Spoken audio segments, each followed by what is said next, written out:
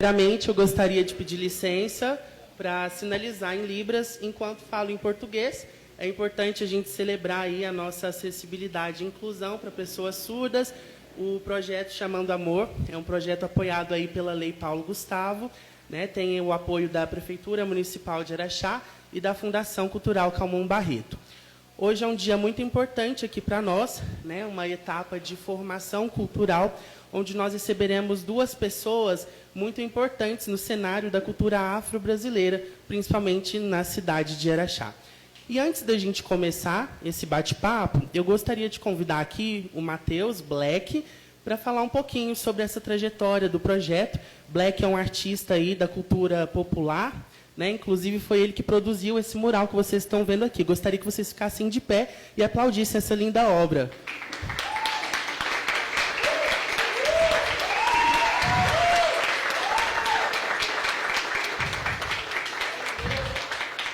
Isso aí, podem sentar. Black vai falar um pouquinho para a gente da programação que vai acontecer amanhã, tá bom?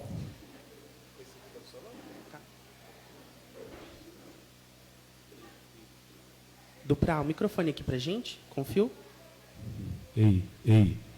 Boa noite, pessoal. Vim aqui para falar um pouquinho com vocês sobre a programação de amanhã, ok? Vou estar lendo aqui para vocês e convidando vocês a estarem participando conosco, beleza? Ó, a abertura oficial vai ser a 13h, né? Não, minto. A abertura oficial será às 14h, através de uma roda de capoeira do Mestre Petróleo e convidados, né? Logo depois a gente continua com o projeto Chamando Amor, com o Juliano Raça, com a apresentação de dança afrocontemporânea. Logo em seguida, o cortejo de Congo e Moçambique, né? O pocket show do Batalha Araxá, pela Batalha Intermunicipal, logo em seguida a Batalha Intermunicipal, onde o Lincoln Breck trouxe, né, 4 artistas de fora, né, para estar somando com a gente, né? Logo depois será a roda de samba promovida pelo Quintal Samba é Nosso, onde também haverá um desfile das transistas, né? Cada uma vai levar uma quantidade de modelo. Depois a gente vai ter um baile charme e logo depois, para finalizar, uma roda de axé com o Rodrigo de Odé. Beleza, pessoal? Aguardo vocês. Agora fiquem com essa roda de conversa maravilhosa.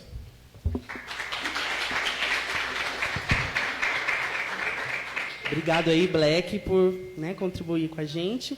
E agora, para ser a mediadora dessa roda de conversa, eu gostaria de convidar uma pessoa muito especial da cidade de Uberaba, ela que também é uma sacerdotisa aí da religião de Umbanda, Mãe Patrícia.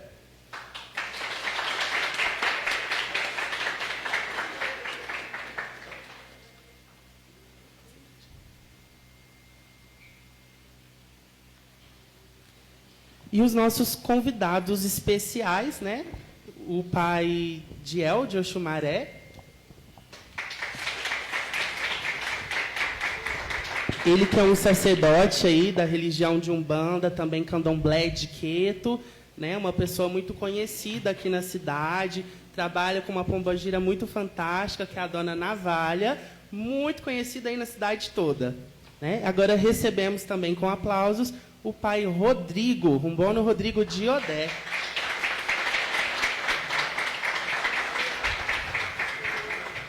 Ele que também representa aí a Umbanda e também cultua o candomblé na nação Jeje-Marie. Ele trabalha também com uma entidade super interessante aí, diferente, né? Dona Sete Saias, uma encantada cigana também, né, pai? Sejam todos muito bem-vindos. Aplausos para os nossos convidados. Agora, passo a palavra para a mãe Patrícia, que vai conduzir. Boa noite a todos. Quero desde já agradecer a oportunidade de estar aqui com todos vocês e poder, junto com vocês, aprender um pouco mais com esses dois, né, grandes mestres. Babadiel, eu já ouvi muitas vezes falar, não tive o prazer de poder participar da festa que o senhor faz para a Dona Navalha todos os anos, né? Parece que acabou de acontecer agora. Eu gostaria muito de ouvir com as suas palavras qual a importância para a sua comunidade, para o senhor na sua vida, esse festejo todos os anos. Boa noite. Vai ser com pequenas palavras que eu vou explicar o que é essa festividade para a gente, não só para mim, como para a minha comunidade. Essa festividade é uma forma de agradecer tudo que a gente passa o ano inteiro. São as dificuldades, mas são as vitórias, são as conquistas. E é uma forma de a gente mostrar um pouquinho do amor que a gente tem pelas nossas entidades. Não só como eu, como o Rumbono Rodrigo também, a gente dá o máximo que a gente pode e a gente ultrapassa até as nossas forças para poder mostrar um pouquinho da seriedade, o que é essa religião, quais são as nossas entidades, a importância que ela tem não só na nossa vida, como das pessoas que nos acompanham, como dos nossos filhos de santo, como dos nossos consulentes. E a gente faz com muito amor e muita dedicação. Muito obrigada. Rumbono Rodrigo, o senhor também tem uma entidade maravilhosa, que muitos já devem ter ouvido falar, que em algum momento, Dona Sete Saias, e está bem próximo aí também, né, a festa dela. Eu gostaria que o senhor também nos falasse com as suas palavras, qual a importância para a sua comunidade, para o senhor, para a sua história, essa festa que está chegando aí. Oi? Pronto. Boa noite, gente. Patrícia, essa festa aqui eu faço, né, para a Dona Sete Sais, nem acontece nesse mês de dezembro, como vai acontecer esse ano. Ela geralmente acontece no mês de outubro. Desde 2008, quando eu me mudei para Araxá, essa festa acontece no mês de outubro. Já virou uma tradição. E assim por diante, os meus irmãos de fé, os amigos, foram colocando as datas próximas para a gente não ter atrito com o público e para um ter oportunidade de visitar a festa do outro, né? Mas a festa é uma tradição já da minha casa, dos meus amigos, os amigos dela, é uma entidade com personalidade muito própria, ela é muito viva. Às vezes as pessoas até confundem, né, ela com uma pessoa, porque ela tem amigos, né? Ela tem amigos dela. Na festa dela, quando anuncia, tem amigos dela que não são amigos meus. Mas da entidade, a gente tem que respeitar. A festa é para ela e não é para mim. Mas é um prazer, é um gosto fazer, agradar, né? É tudo muito bom. A gente faz com tanto carinho, como o Jesley falou, e é muito gasto financeiro, psicológico, gasto com os filhos, e a gente só quer realmente agradar a nossa espiritualidade ancestral.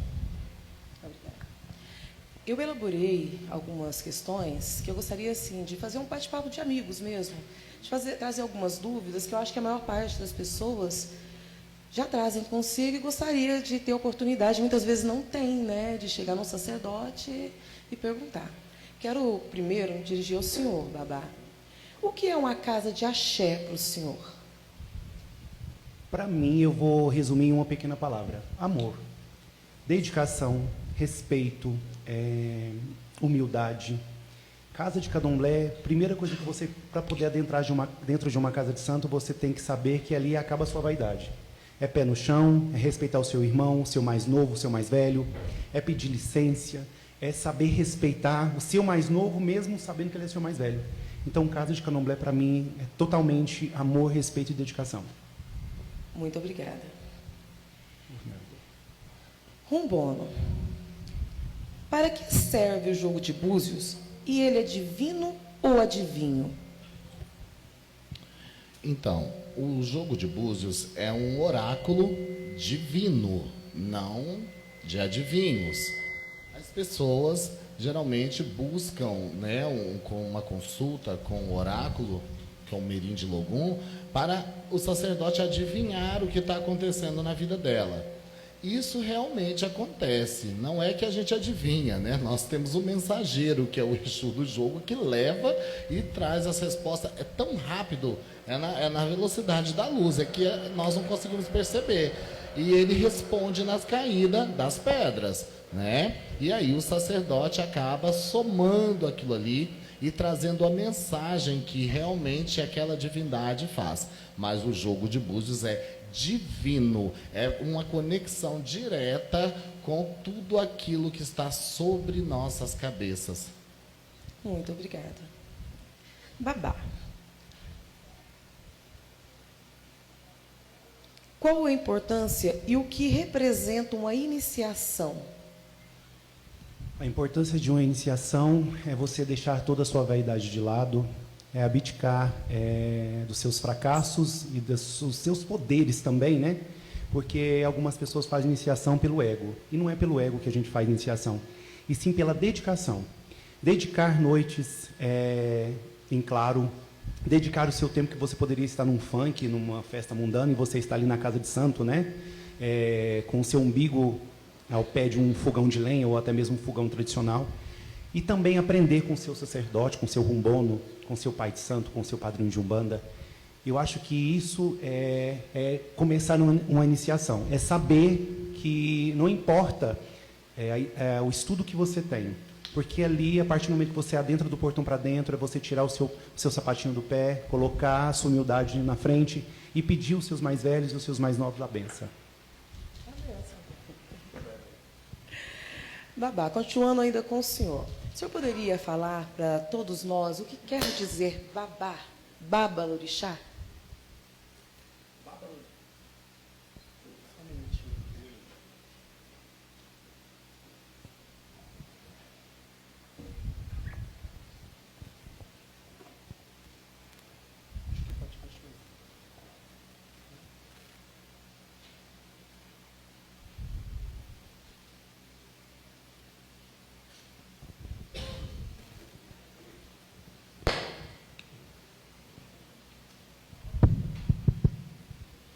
Então, eu vou abreviar a palavra babalorixá, porque algumas pessoas que são da religião vão entender o que eu vou falar, outras não.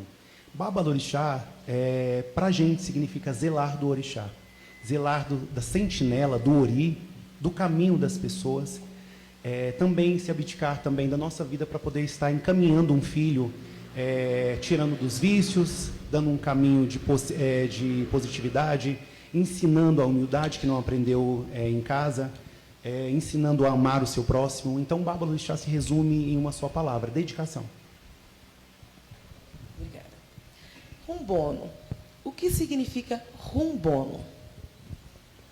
A palavra rumbono vem do fombê, que o fombê ele tem origem do sul da África. Ele faz a África que faz ali fronteira com a França e puxa muito pelo francês, como palavras ligadas a petite e outras coisas mais. Mas a tradução livre da palavra rumbono quer dizer o grande sacerdote do Vodum.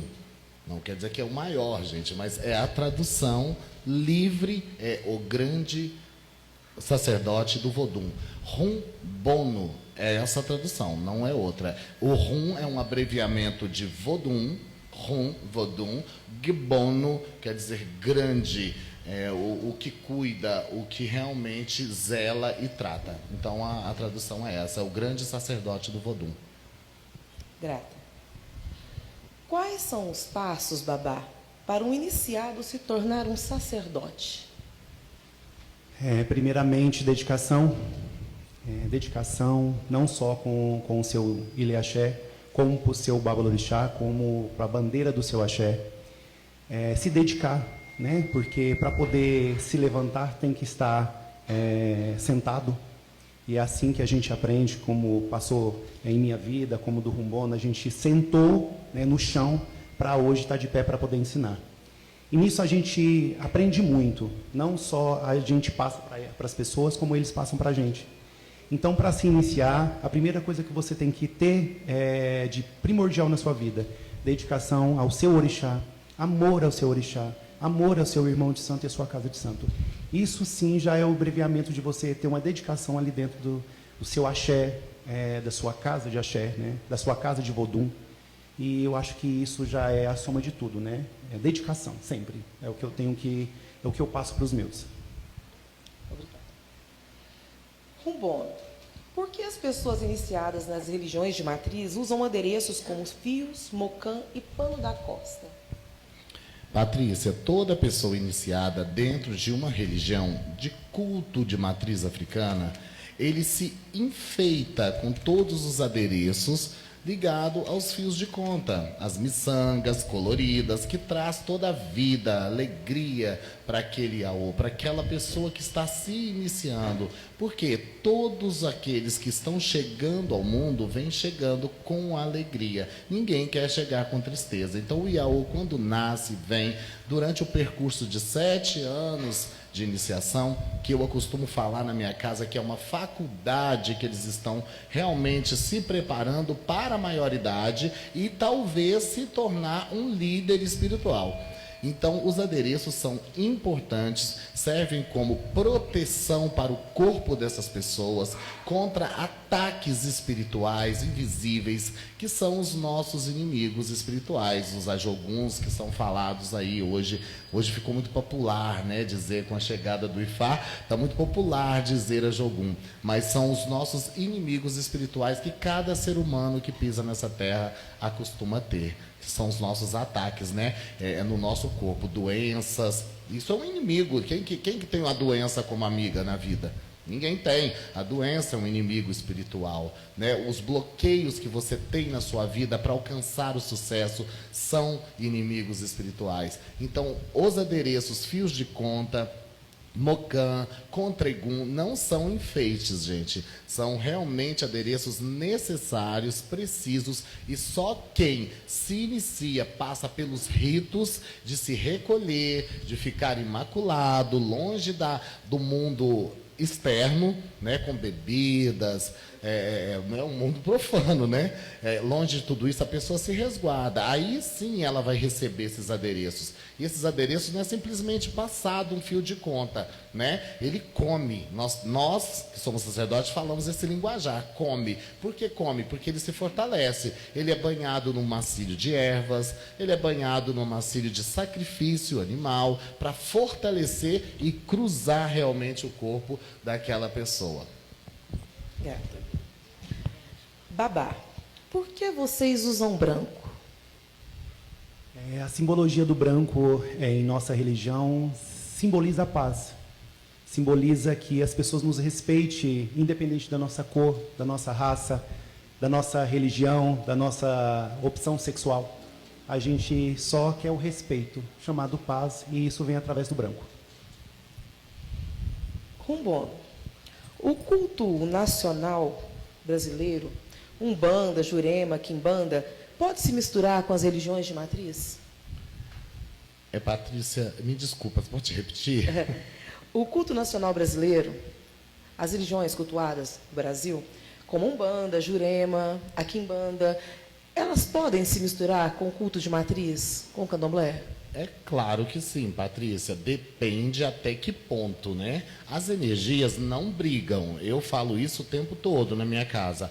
Energias não brigam, a natureza não briga entre si. A todo instante que nós estamos cultuando guias, entidades, santos, orixás, nós estamos cultuando natureza, gente. Natureza. Nós acreditamos na força da terra, na força da água, das folhas, dos animais, do vento, do fogo. Nós cultuamos isso, nós não cultuamos nada de diferente além disso. Então, as energias não brigam. Então, Umbanda, Quimbanda, Molocô, Candomblé, Jejiqueto, Angola, tudo se misturam ali porque nós estamos, na verdade, em um barquinho navegando para desaguar no mesmo lugar. O bonito, o feio, o rico, o pobre, o branco, o preto, o do candomblé, o evangélico. Então, as energias se misturam ali, se respeitando, né, e tendo um certo limite, né, até onde uma pode chegar com a outra, mas não tem problema algum. Babá, hoje dentro da sua casa, como o senhor enxerga e como recebe uma pessoa que se interessa pela religião? Mais uma pergunta também com essa. O senhor acredita que todos nasceram para o candomblé? Então, só repete a primeira pergunta para mim, por favor. Dentro da sua casa, como o senhor enxerga e como o senhor recebe as pessoas que se interessam pela religião e se o senhor acha que todos nasceram para o candomblé? Olha, dentro da minha casa eu recebo todo mundo com muito amor, carinho. Eu não tenho diferença do iniciado, do não iniciado, porque, na verdade, eu passei também para poder ser o que eu sou hoje, eu também fui abiano. Então, na verdade, tudo começa com respeito. E para iniciar hoje, como o mundo está muito evoluído, eu não falo que todo mundo nasceu para o candomblé. Porque, como eu falei desde o começo, é dedicação, é amor, né? É abdicar das noites, né, em claro, é dormir tarde, acordar cedo, sem saber a hora que você vai ter que levantar, é saber cuidar do seu próximo, mesmo você sabendo que você está com raiva dele. E eu acho que dentro da minha casa eu quero sempre colocar em primeiro lugar a caridade, a humildade, o respeito, não importa quem entra, sendo bem tratado é o importante. Grata. Bom, eu percebo nas andanças, né, que das casas de matriz africana saem grandes mestres de capoeira, algumas trancistas também, samba de roda, dança jongo. Então é notório que essas religiões de matriz, elas resistem ao tempo, né? É uma resistência. Eu gostaria de ouvir com as suas palavras como é para o senhor ser um representante de toda essa ancestralidade e qual o peso de tudo isso para um sacerdote. Eu vou começar te dizendo do peso, que é o mais difícil. Porque realmente é uma... Eu digo um peso não em dificuldade, gente. Por favor, me entenda. De carregar. Mas a responsabilidade de ser representante de uma comunidade tão desunida e tão escassa, porque cada vez mais as pessoas vão mudando de opiniões e vão se afastando uns dos outros. É muito difícil. Mas nós temos realmente um resgate muito forte relacionado a toda a cultura preta, porque dentro das casas de candomblé, como você mesmo disse, Patrícia, saem mestres de capoeira mesmo, grandes mestres antiguíssimos, famosíssimos, como o mestre Pastinha e outros mais, se eu for dizendo aqui, vou ficar falando a noite toda. E grandes cantores, né, que duelavam com as danças do jongo, que o jongo é uma cultura lindíssima, onde as mulheres dançam, rodam, com saias lindas. Eu tenho muito gosto de subir até a Serrinha, no Rio de Janeiro, perto de Madureira, e assistir onde nasceu o jongo, na verdade, né, onde ele se espalhou ali, e sai, sim, dos terreiros de candomblé, porque os pretos se juntavam à noite, se juntavam no momento de descanso para brincar, cantar, fazer sambas de roda, fazer duelas, e ali surgiam as danças que vêm com artes marciais, né, dentro disso. Por isso a capoeira é tão respeitada, tão admirada, e é levada hoje para o mundo todo, ok? Babá, vou fazer uma pergunta polêmica que muito ouvimos por aí, né? Exu é diabo? E por que nas estátuas que vemos por aí ele usa chifres? Então, o meu pensar, Exu não é diabo. Exu é o começo de tudo. É o que nos livra, é o guardião dos nossos portões, né? É o que nos livra também no nosso dia a dia, ao ir ao trabalho, ao voltar do trabalho, ao ir numa festa. Então, a gente sempre reverencia Exu como um Deus sagrado, o mensageiro. Ele é responsável de levar, né, a Orum as respostas aos nossos deuses, né, através também das IAs, que são as nossas advogadas. Então, sempre é tipo uma etapa, né, para chegar até esses deuses. Então, a gente sempre reverencia de uma forma de agradecer, pedir licença para a gente começar os nossos cultos. E sobre a simbologia dos chifres, na verdade, foi uma forma de identificação em algumas partes que eu estudei, vindo também da parte de Umbanda, que foi a forma de reverenciar, a forma de produção de prosperidade. Como você não podia colocar ele de boca para cima, porque tinha uma simbologia dentro da Umbanda, com o meu avô, né? A gente colocava ele para cima com forma de espantar o olho gordo, o azar, né? É uma forma também de defesa. Por isso que algumas fazendas, alguns terreiros sempre colocava cabeças de vaca, né, para poder uma forma de espantar o negativo da sua casa, da sua comunidade, do seu ebé, da sua família, né? Tudo aquilo que fosse agouro a gente banalizava com essas simbologias, que na verdade tudo significa para a gente uma forma de produtividade, prosperidade. Isso vai do ponto de vista de cada pessoa, entendeu? Eu posso complementar? Só porque realmente é muito polêmico mesmo, como ela disse. Os chifres, gente, os chifres geralmente, para o povo de culto, de cultura, são troféus. É como caçadores que saem, caçam, comem e guardam as cabeças como troféu de lembrança. E todas essas entidades que realmente utilizam chifres ali, né? São troféus deles, e é uma ligação muito grande entre o céu e a terra. Você não vai ver um animal, um boi com o chifre pontado para baixo. Se você vê, é para correr. Geralmente é para cima, porque faz a ligação entre céu e terra, não é? Até mesmo uma defesa, né? Entre si. No mundo animal usa como defesa também, porque uma Com cobra certeza. não consegue engolir uma vaca com chifre. Então significa também como uma defesa. Maravilhoso. Rumbono, qual a necessidade de se usar bebidas no culto de matriz africana e qual a importância delas? Então, a necessidade de usar bebidas, as bebidas são usadas porque elas fazem conexão espiritual. Elas fazem muita conexão. Então, todos os tipos de bebida que são utilizados dentro do culto, em ibás, para a terra, é para realmente buscar a alegria para dentro daquele axé. É para transportar alegria para todos os lados. As pessoas enxergam a bebida como um modo negativo. Dentro do culto, nós enxergamos ela no modo positivo. Por quê? Nós vamos dosar a quantidade dessa bebida dentro dos ibás. Tudo que é ingerido em excesso vai fazer mal. Então, se você bebe em excesso, você vai fazer mal para a sua saúde e para o seu raciocínio. Então, você vai ter um outro tipo de comportamento. Então, se você usa a bebida com moderação, você vai ficar feliz, alegre e vai comemorar altas conquistas na sua vida. As bebidas foram criadas para brindar as comemorações, as vitórias que todo o povo daquele reino fazia. Até mesmo consagrar, né? Como consagração também. Últimas 3 perguntinhas, então as mais polêmicas, claro.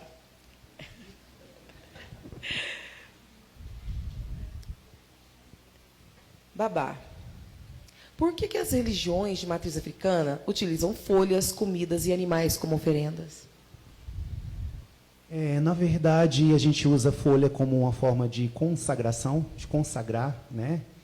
De também usar como os elementos, os 4 elementos que a gente usa para poder trazer nossas divindades, né? Até mesmo o Ori, de cada filho que nos procura, até mesmo trazer a positividade em cada pessoa que não bate em nossa porta.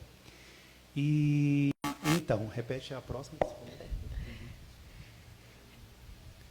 Qual a necessidade de se usar folhas e também de fazer sacrifícios?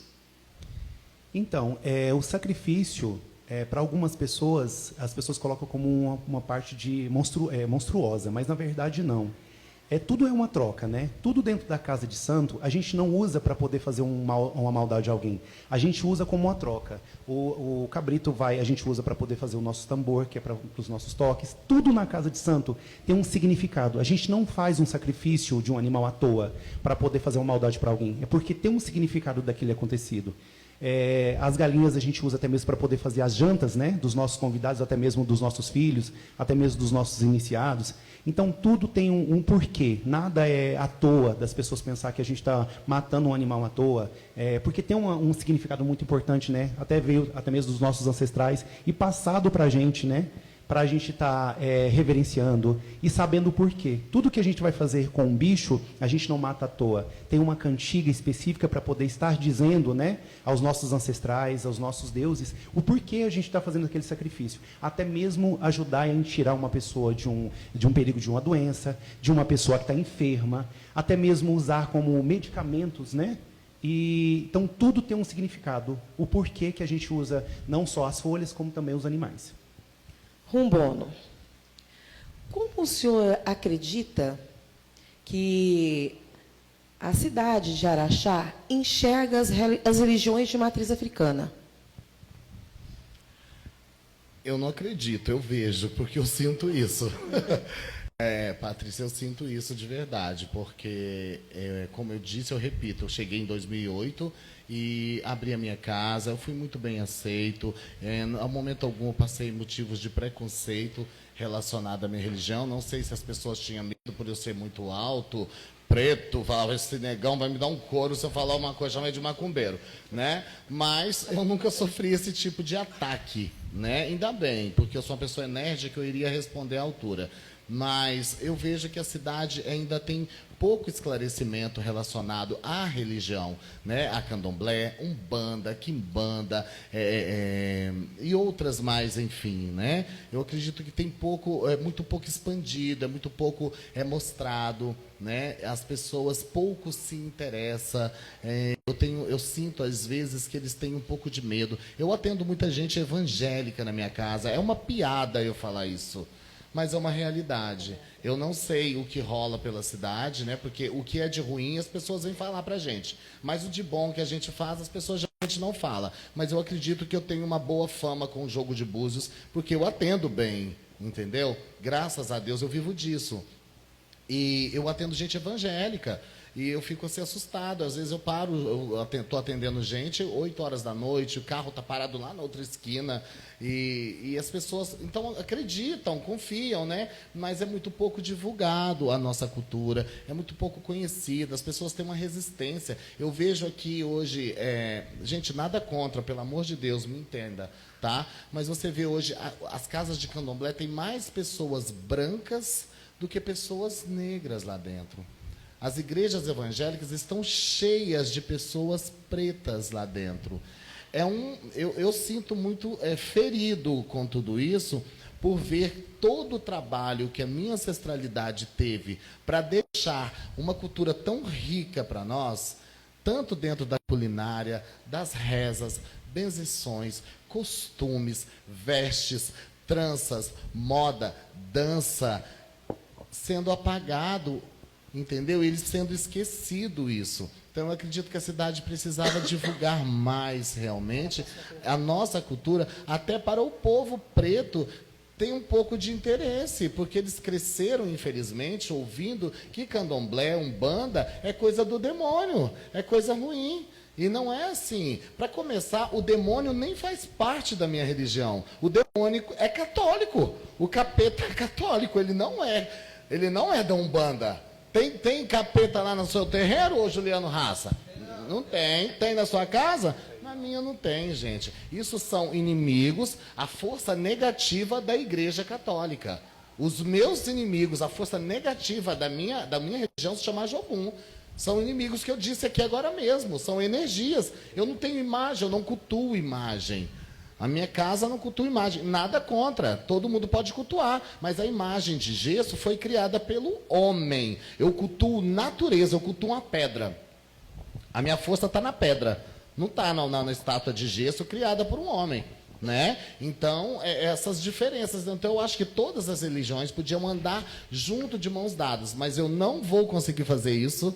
Não vai ser todos vocês que vão conseguir. Isso é antigo dentro da sociedade e nós, infelizmente, vamos perdendo um pouco dos costumes. Os brancos se chegam dentro das casas de candomblé e os pretos vão para as igrejas, de repente, se esconder. Eu acho um pouco desagradável e eu acho desonroso para a nossa ancestralidade. Então, a cidade precisa ver mais, é muito necessário mostrar.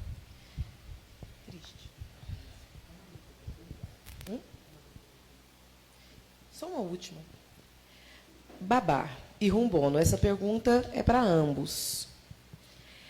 Eu gostaria que, com as palavras dos senhores, os senhores explicassem qual é a grande diferença entre as duas nações, entre Queto e Jeje. E Babá, o que significa nascer para o santo? Rumbono, o que significa morrer para o santo?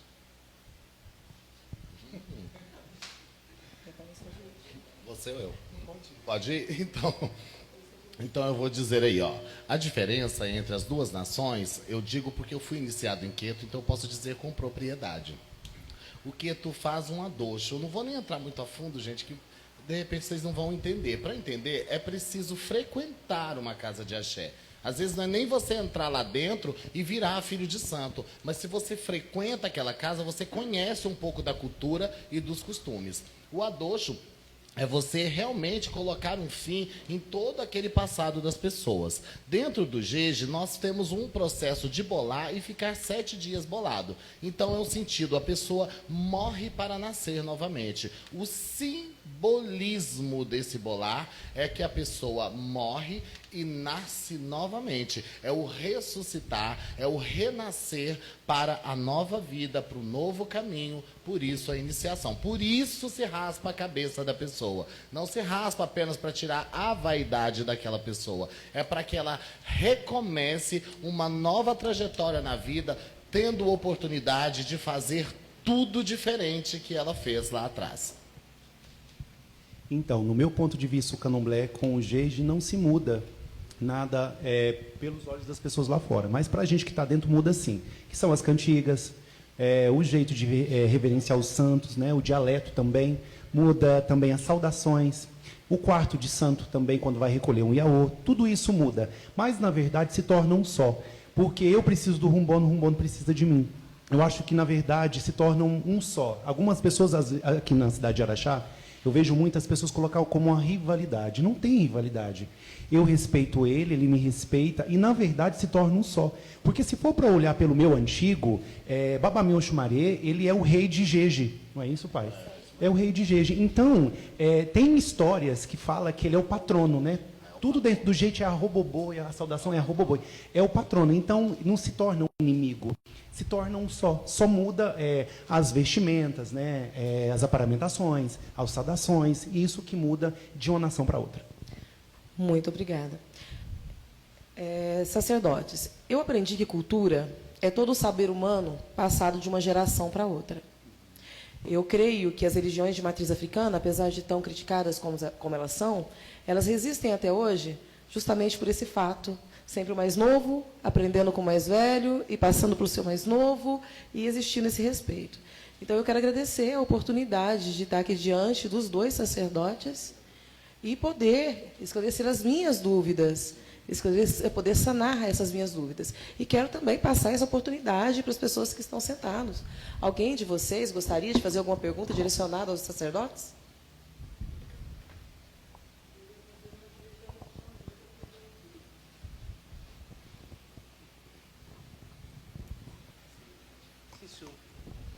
Boa noite aos dois. Primeiramente, parabéns, né, pelo trabalho bonito que os dois fazem aqui, com o culto ancestral, né, na vertente de cada um. Eu queria, como se diz, um conselho e entender com vocês como vocês enxergam hoje com a, como é que eu posso dizer, a exploração da internet, o uso da internet, né, dentro dos conceitos, dos conteúdos religiosos que são expostos, né, que hoje se vulgarizou muito a religião dentro da internet, né, nos TikToks da vida, no Instagram. Como vocês enxergam este andamento nesse momento?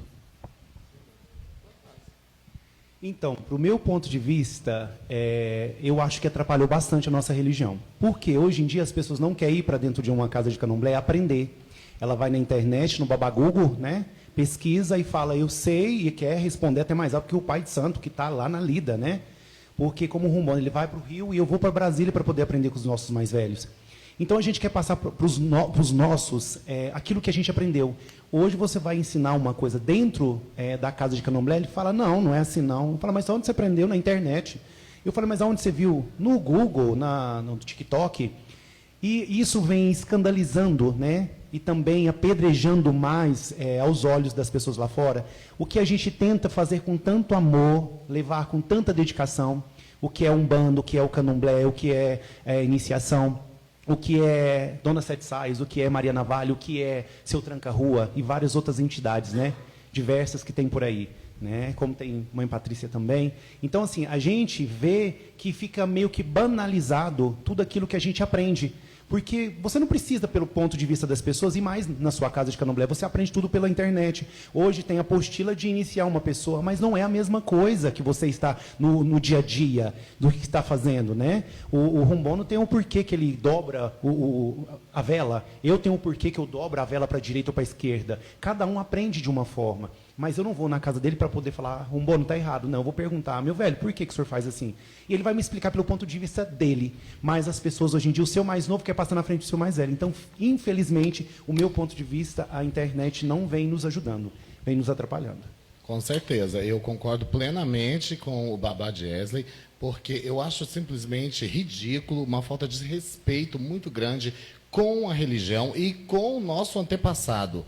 Tudo aquilo que eles preservaram, guardaram, que foram combinados dentro de senzalas, no tempo escuro, com chuva, lamparinas, lampião e coisas mais ali dentro. Tudo aquilo foi passado de geração para geração. É como os nossos avós, que iam ensinando e foram ensinadas pelas avós, os avós deles, como benzer uma criança. Dificilmente você conhece uma pessoa no Brasil que nunca foi benzida por uma senhorinha, um senhorzinho. Hoje, talvez essa geração nova de 2000 para cá, pode ser que não. Mas a grande maioria de pessoas de 2000 para trás foram benzidas.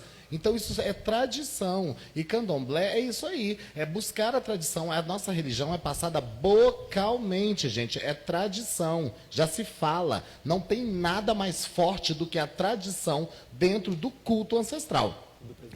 E presencial. E quando ela vai para a internet hoje, ela está vulgar, infelizmente. E as pessoas que não têm noção, quando assiste uma cena daquela, ela imagina que todas as casas são daquela forma e que todo sacerdote tem aquele comportamento. Infelizmente, vocês não vão ver isso dentro de uma igreja católica. Vocês não vão ver como que é que se consagra um papa. Como que é consagração papal. Ninguém sabe. O papado como que funciona. Né? Vocês sabem ali que saiu uma fumacinha preta, o Papa morreu. Anunciou o novo Papa, saiu uma fumacinha branca. Porque é isso daí. Mas e lá dentro? Vocês acham que os cardeais botam isso para fora? Vocês acham que a internet entra ali dentro? Não. Por isso uma religião tão forte, tão respeitada, que eu gosto, também amo. Como eu disse, eu não tenho problema com nada. As energias não brigam. Eu só não gosto do comportamento e do zombalismo das pessoas. Mas a nossa religião, infelizmente, está sendo muito exposta, Juliano. É isso que está acontecendo. Está horrível mesmo. Muito obrigado. Mais alguma pergunta? Aproveita que eu estou com a língua solta.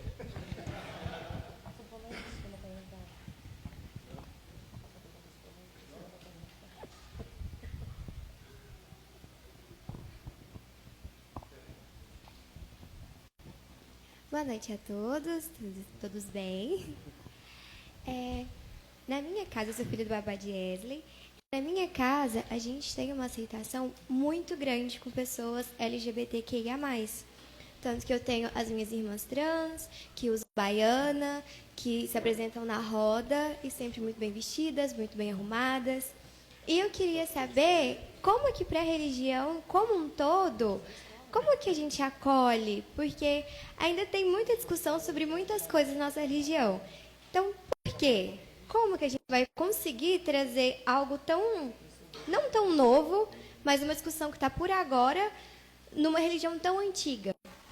Pois é, como a gente disse, a religião tradicional, ela sofre grandes mudanças, mas ela não pode perder a sua tradição. Mas desde que você louva e você está respeitando o ser humano, a sua própria semelhança, independente se ela estiver de saia, se ela estiver de calça, essa pessoa merece respeito, acolhimento, carinho, apesar de casas antigas, de repente, ter o seu costume e não ter essa boa aceitação. Mas também não se posicionam na internet julgando, massacrando, pisando ninguém. Eles simplesmente calam-se e deixam o tempo fazer o papel dele. O tempo é que é mestre, minha filha. É ele que vai colocar cada coisa no seu devido lugar. Nós só devemos respeitar cada ser humano que pisa dentro da nossa casa. É acolher.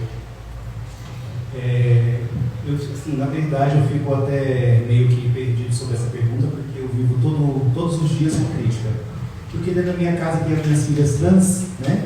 E por que você aceita? Eu não aceito. Na verdade, quando você abre uma casa de santo e começa a estar com seus mais velhos, e começa a estar ao meio de advogados, ao meio de leis, você tem que saber que o que você falar para uma pessoa que entrar na sua casa, você pode ser danificado também, de alguma forma. Então, eu posso estar dizendo entendeu? Com isso. Porque hoje em dia, até quando você vai jogar com uma pessoa, você às vezes tem que falar para a pessoa assim, deixa o seu telefone na recepção, ou deixa o seu telefone com alguém, porque as pessoas começam a gravar aquilo que você fala. E aquilo usa contra você. Talvez você fale uma palavra Z e ela sai com U.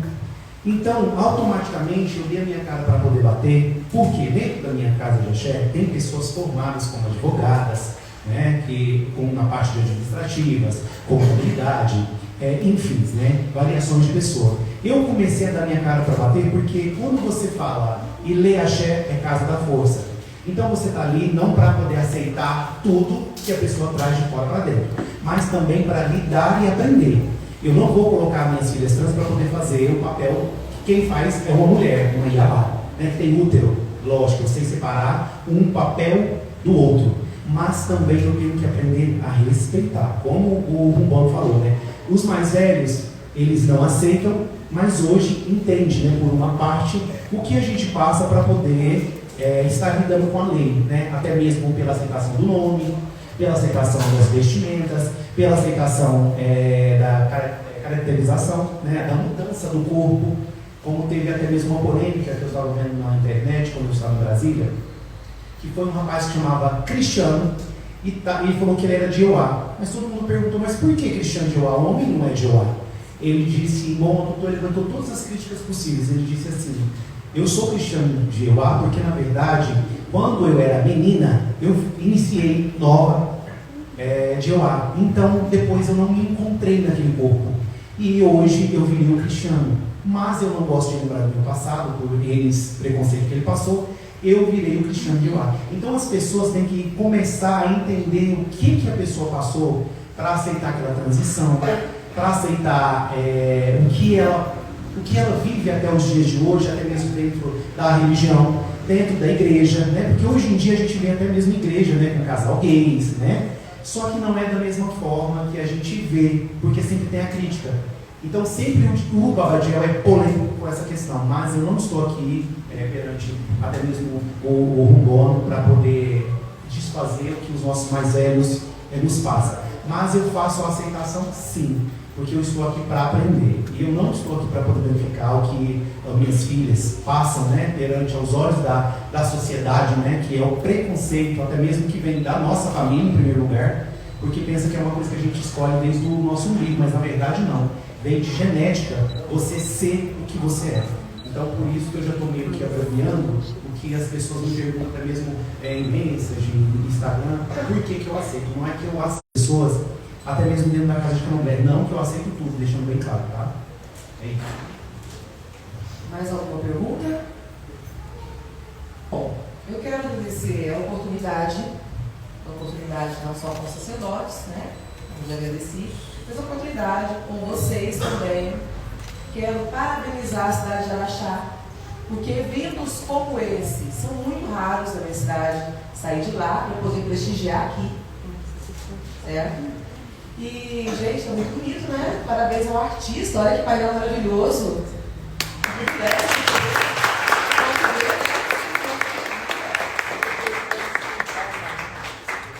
Obrigada pelo privilégio. Olha só. Muito obrigado. Eu gostaria de falar também que duas pessoas importantes aqui fizeram parte dessa produção, né? Uma delas é o Diel, né? Tem uma frase de autoria dele ali em cima, acho que você nem chegou a ver, Diel. Aqui, ó. Que a sua fé seja maior que a sua resistência. Você falou para mim muito mais cedo, né? E também contamos também com uma fala muito linda do professor Jales, num momento meio conflitante no grupo que a gente tinha, né? Porque tem sempre um dos pensamentos negativos, né? E o Jales relembrou para a gente o conceito de Ubuntu, né? Eu sou porque nós somos. Não existe um eu entre nós. existe o nós, o Ubuntu. Então é isso, para registrar esse momento que a gente fez, né, nesse ano, né, e aí a gente mantém registrado aqui para sempre, toda vez que a gente puder visitar aqui, a gente lembrar desses momentos, viu? E muito obrigado, viu, gente, por tudo.